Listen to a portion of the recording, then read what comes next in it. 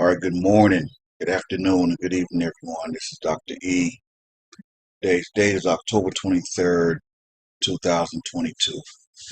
If you're listening to the sound of my voice, you were blessed to see another day, and for that, all praise, honor, and glory is due to the Most High God of Israel now and forever. Okay, well, before I get started, to all the new subscribers, I'd like to say welcome to the channel.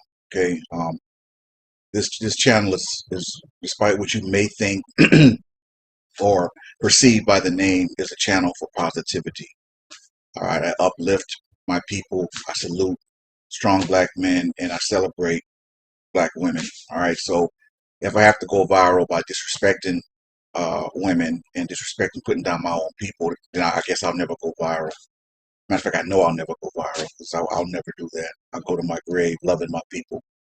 That's what those last two uploads I did represents. So the shorts I did for the Black Lives Matter little segment I have going, Black Lives Matter 3 and the Black Lives Matter 3 short to the song by Major, Why I Love You. That song touches my soul so many ways. So um, that's why I did that, and I will continue to do that. And I'm gonna keep grinding. Get back to where I was. It's a lot harder now on YouTube, but I'm getting there. And I ask that you all just continue to share, like the videos, all the presentations I put up, and when you hit subscribe, make sure you select all, so you'll be notified every time I upload a new presentation, or Real Talk Tuesdays or Thinking Out Loud segment or something like that. And hit that that thumbs up, so we can get the viewership up. But yeah, this is going to be I mix it up here on this channel because there's a lot of knowledge and a lot of historical information that our people have no idea about or whatever. So I'm gonna try to kind of fill that void here and there where I can. Yeah, but I mix up with the DNA and all that, but I want to be more than that. I don't want to just be pigeonholed to one particular thing. So if you subscribe to the channel for one particular thing, I mean, you will get that, but it's not the only thing I provide. I'm a very intelligent, knowledgeable brother, so I'd be doing myself a disservice to just stick on one thing when there's so much out there that our people, people aren't covering, and our people need to know and probably would like to know about. So try to fill that void. Starting with this Black Wall Street documentary, you'd be surprised how many people have no idea about what that is or what happened. Or they may have heard of it and just don't really know nothing about it. The quote unquote Black Wall Street. So we're gonna start there. A couple other presentations I want to bring forth, but we're gonna start here with the mini documentary on Black Wall Street. All right, so I hope you all like it. Like I said, continue to comment, please. Engage, because that helps the algorithm get the viewership up. Because I mean, when I submit a video and you guys don't comment on it or engage with it, I mean, it hurts me, it hurts the channel, because it tells the algorithm that the video is not popular, so it dies basically. I mean, YouTube is so different now. It's like people have to engage and talk and like your videos now in order for it to really do anything, because it wasn't like that back when I first started. Back when I first started, you could actually connect with other channels with similar content and kind of promote that way, but all that's gone to the wayside. So everything is strictly algorithm based. So if you guys don't actually comment on the videos and like and engage with it, it's going to die. All right. So anyway, I hope you all like this presentation, and unless I drop something later on or whatever, something comes across my attention, I need to share. I'll check you guys out tomorrow. All right. So it's Dr. E signing off, saying Shalom, elect. Today's lesson, I'm gonna speak on. I'm going to use this opportunity to speak on this whole Black Wall Street thing. For some reason, it's been taken of great interest. People have been taking great interest in it as of late for some reason. I mean, I've known about Black Wall Street as well as many of the other things that happened to our people throughout history for years. I mean, that's just things that we aren't taught in school, so I don't know why all of a sudden there's this great interest in Black Wall Street. The last three survivors, like 100, 102, 104, something like that, years old or whatever, very, very old people. For those of you who may not know anything about Black Wall Street, and that's very likely, because I've read some things, and you'd be surprised. I mean, how many? Oh, I'm not, but you'd be surprised how many black people don't know anything about Black Wall Street. There's so many incidents in history with our people. I mean, we could look at it's just so many. I mean, we could look at Rosewood. I mean, we could look at obviously Black Wall Street. We could look at what happened with Emmett Till. I mean, we could just go down the line, all the atrocities that our people have experienced, since arriving here in North America. And ordinarily, what I would do is, I would tie in what we've went through to Scripture, because it's all tied in. I mean, it really is. Even Black Wall Street, it's all tied into the curses, man. But I'm not gonna do that today. I'm gonna take an approach as a black man, who cares and loves his people, even those who don't know, who we really are, and things of that nature. So I'm going to take a slightly different approach today.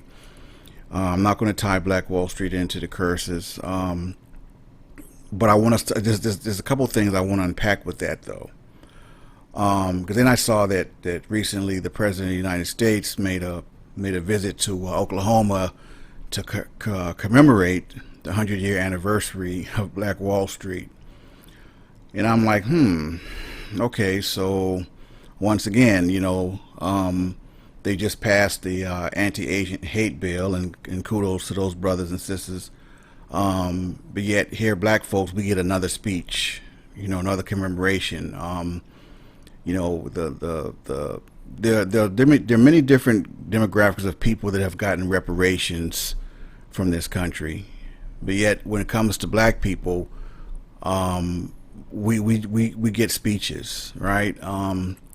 We get pull yourself up by your bootstraps, or it's just different when it comes to black people. And I mean, at the end of the day, we're all for the so-called African Americans that's living here in America. While we're living here, things affect us. You can give speeches all day, but legislation is what makes a change in people's lives. And in other words, we get speeches and other people get laws, right? Last I checked, the Civil Rights Act of 1964 is a very long time ago. And on top of that, the wealth gap has not changed much at all since 1964. The equal pay, right? Nothing has really changed, man. I mean, since 1964. But anyway, I'm gonna get in all. I'm gonna touch on all of that, and more importantly, I want to address one of the questions I've seen the most is that why can't we just rebuild Black Wall Street? Yeah, we're gonna really get into that. So I gotta set the tone, right? So let me go ahead and give you the story on what Black Wall Street is, what happened. Things in that nature. Okay, let's get it. Okay, here we go. Now, before the Tulsa Race Massacre, where the city's black district of Greenwood was attacked by a white mob, resulting in 2 days of bloodshed and destruction, the area had been considered one of the most affluent African American communities in the United States for the early part of the 20th century. The massacre, which began on May 31st, 1921, and left hundreds of black residents dead and 1,000 houses destroyed, often overshadows the history of the venerable black enclave itself. Greenwood District, with a population of 10,000 at the time, had thrived as the epicenter of African American business and culture, particularly on bustling Greenwood Avenue, commonly known as Black Wall Street. Now, Black Wall Street was actually developed, on Indian territory, right? It was founded in 1906. Greenwood was developed on Indian territory, the vast area where Native American tribes had been forced to relocate, which encompasses much of modern-day eastern Oklahoma. Some African Americans who had been former slaves of the tribes had subsequently integrated into tribal communities, acquired allotted land in Greenwood through the Dawes Act, a U.S. law that gave land to individual Native Americans. And many black sharecroppers fleeing racial oppression relocated to the region as well in search of a better life post-Civil War. And for many of you who may or may not know about the quote-unquote Trail of Tears, please Google that and do a little research on that, and then, come back to what I just read to you about the Native Americans in Oklahoma. Okay, Oklahoma begins to be promoted as a safe haven for African Americans who start to come, particularly post-emancipation, to Indian territory, says Michelle Place, executive director of the Tulsa Historical Society and Museum. The largest number of black townships after the Civil War were located in Oklahoma. Between 1865 and 1920, African Americans founded dozens of black townships and settlements in the region. O.W. Gurley, a wealthy black landowner, purchased 40 acres. Ironic, right? Purchased 40 acres of land in Tulsa, naming it Greenwood after the town in Mississippi. Built for black people, by black people. Gurley is credited with having the first black business in Greenwood in 1906, says Hannibal Johnson, author of The Black Wall Street from Riot to Renaissance in Tulsa's historic Greenwood district. He had a vision to create something for black people, by black people. Gurley started with a boarding house for African Americans. Then word began to spread about opportunities for black people in Greenwood, and they flocked to the district. O.W. Gurley would actually loan money to people who wanted to start a business, says Christy Williams, vice chair of the African American Affairs Commission in Tulsa. They actually had a system where someone who wanted to own a business could get help in doing that. And let me just say, as a sidebar, I have to interject this. Black Wall Street was more built and born out of necessity, right? Back in those days, African Americans, majority of us didn't have a lot.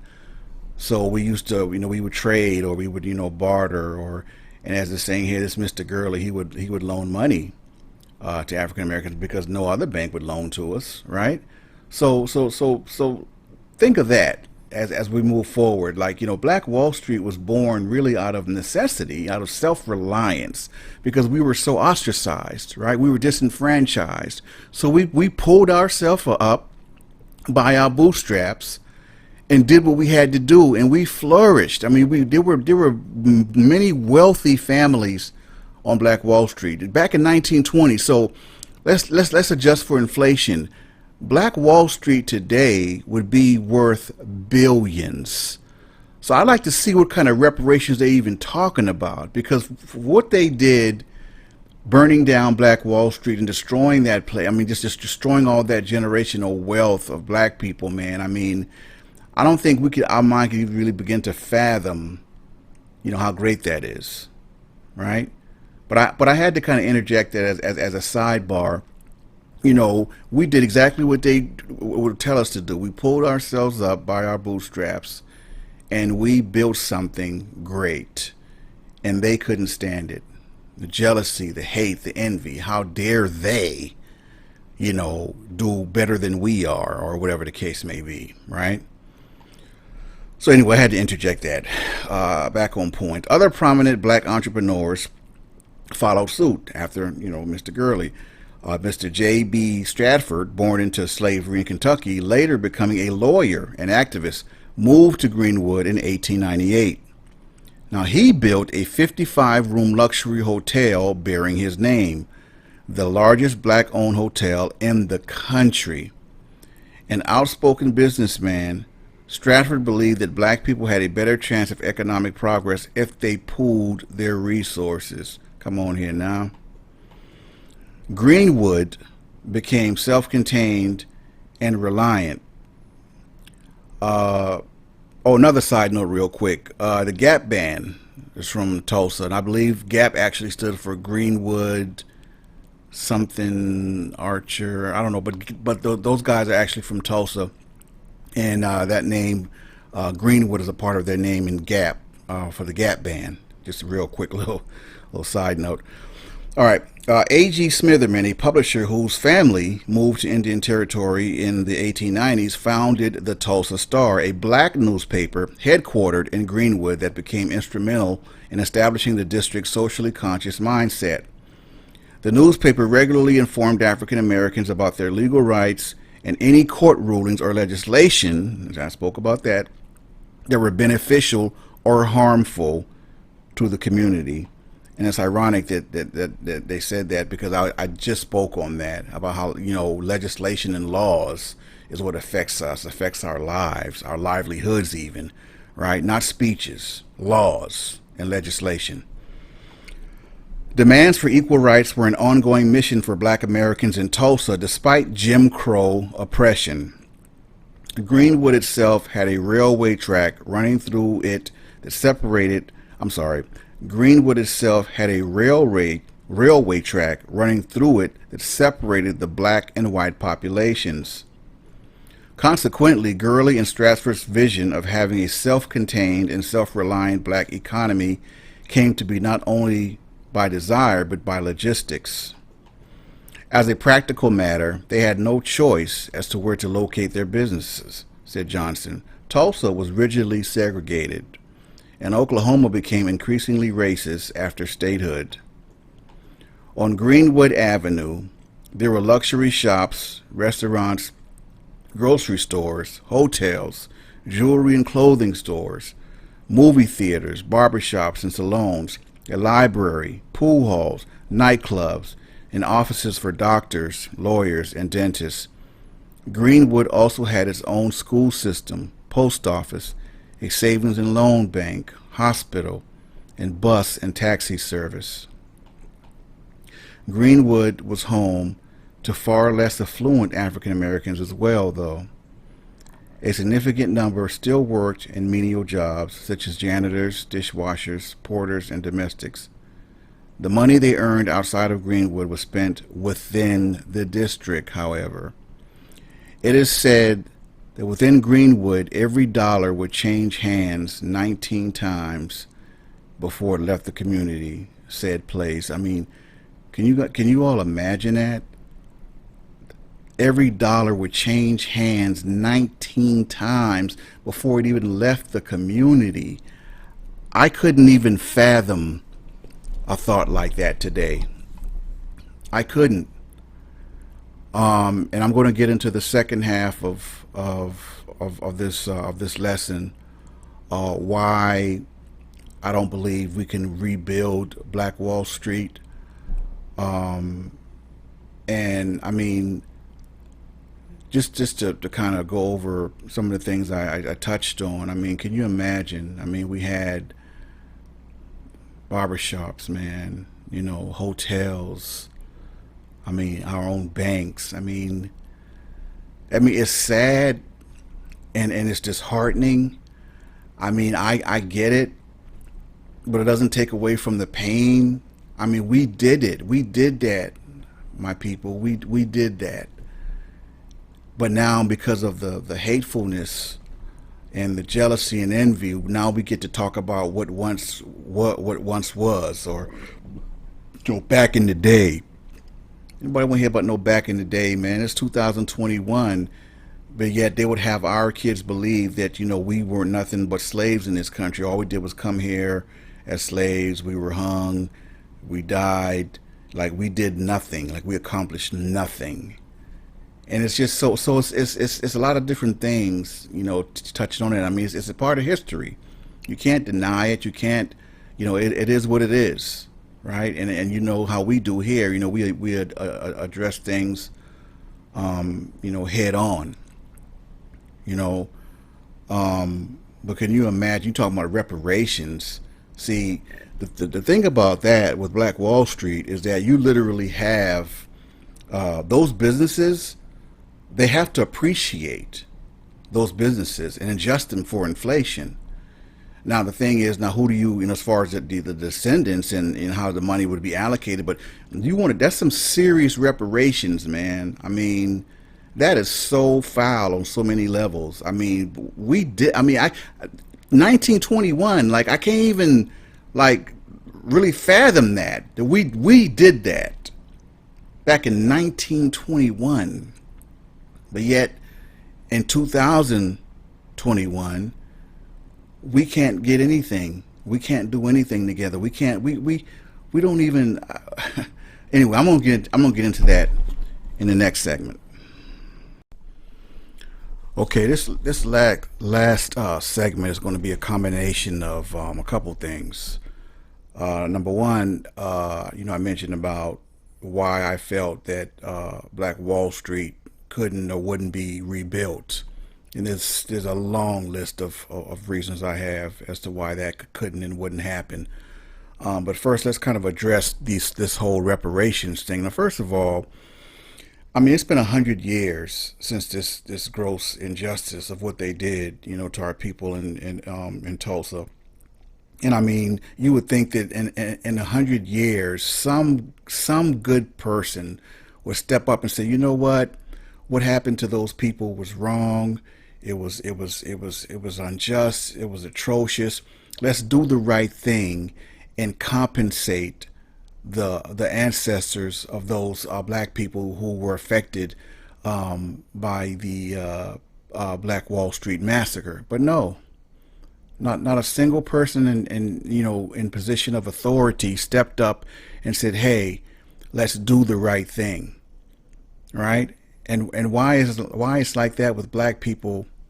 That's probably another discussion for another day. But that's how it is. It's like when it comes to us, there is no quote unquote right thing. We have to scrape, crawl, and fight for every single thing, every crumb, every morsel that we get. And our ancestors built this country for free, man. Stop playing with me. Like, seriously? But I think that in order to address this whole reparations thing, I think we need to understand or get an understanding of which is greater. Is it reparations or is it compensation? Now, if it's essentially the same, okay, cool.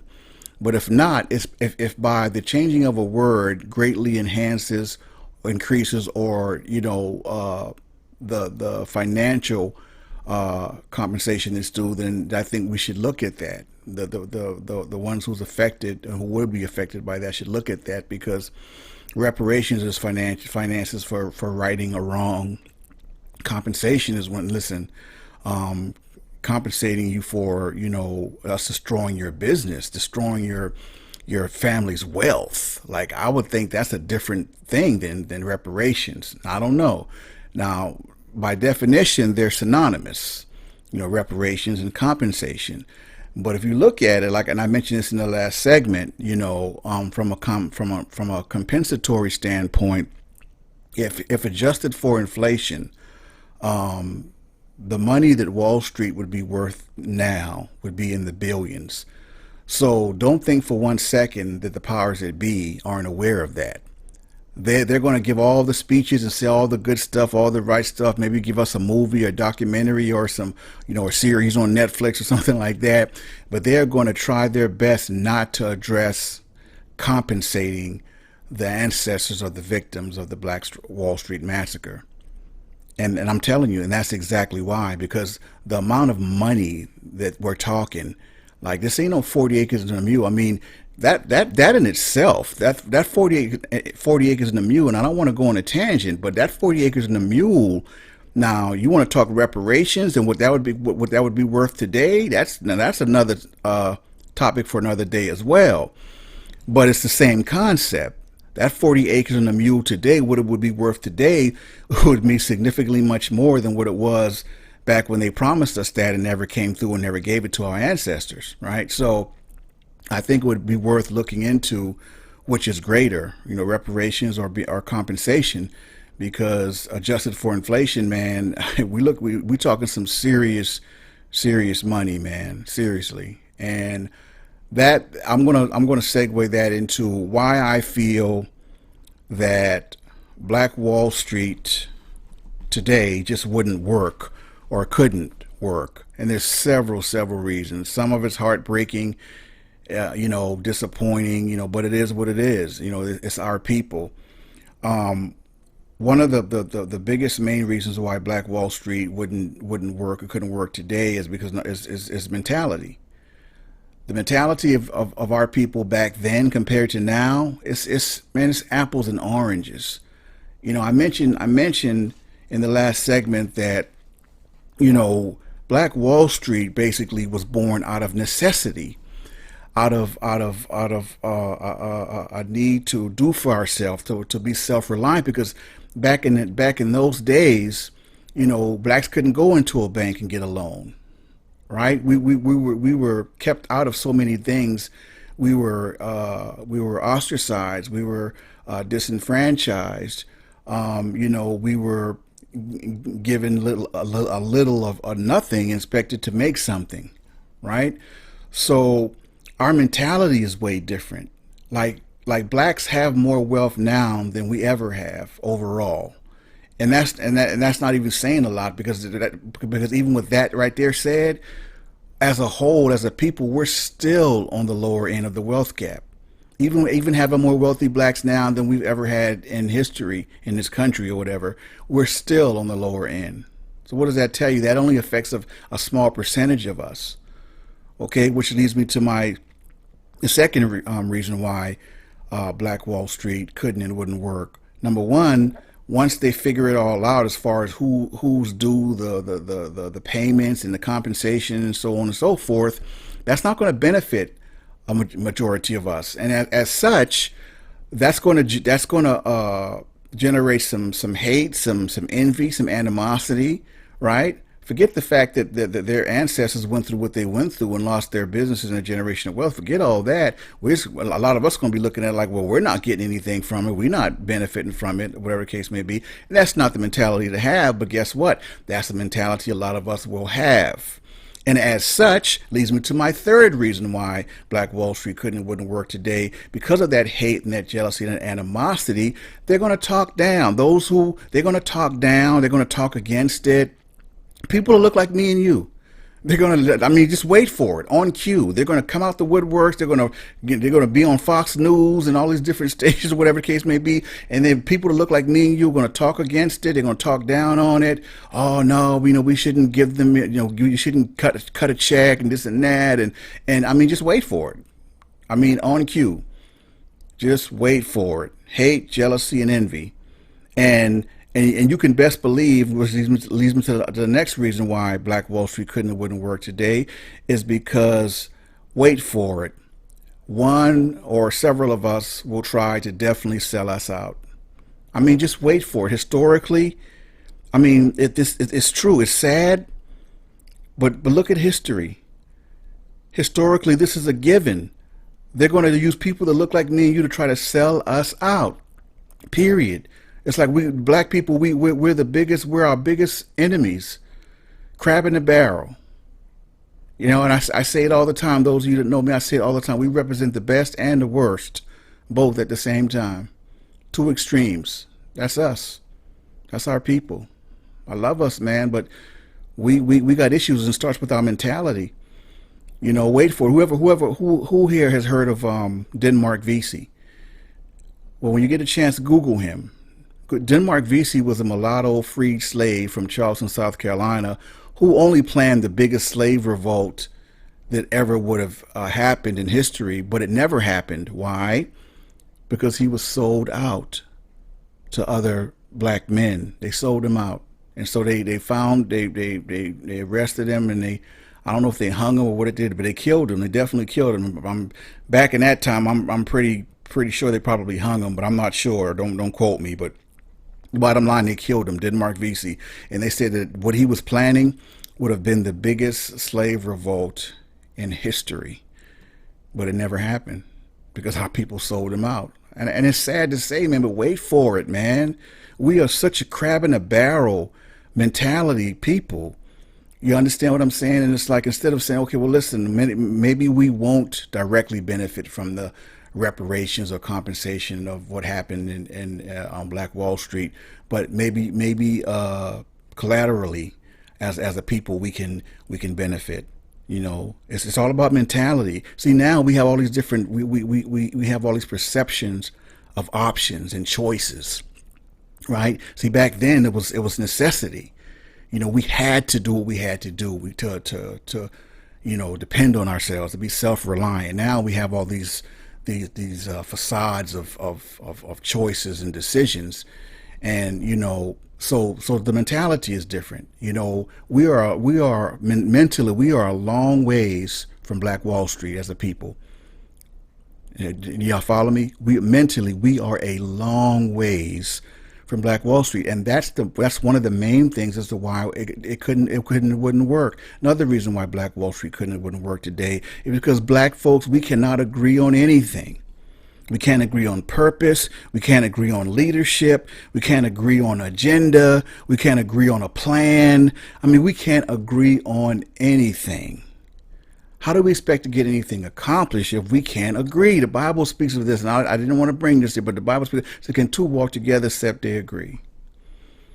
How do we expect to accomplish anything if we can't agree on simple things, right? And then sometimes, you know, it be petty stuff. You know, oh, I don't like him. I don't like her. I don't like what he said this, or I don't like what she said that, or, you know, whatever the case may be. Arguing, you know, disagreeing. We will not be able to agree. We just won't. Adding to the fact that some of us, you know, those snakes that we can't trust, this looking to sell us out. Whoever seen that movie Deacons for Defense?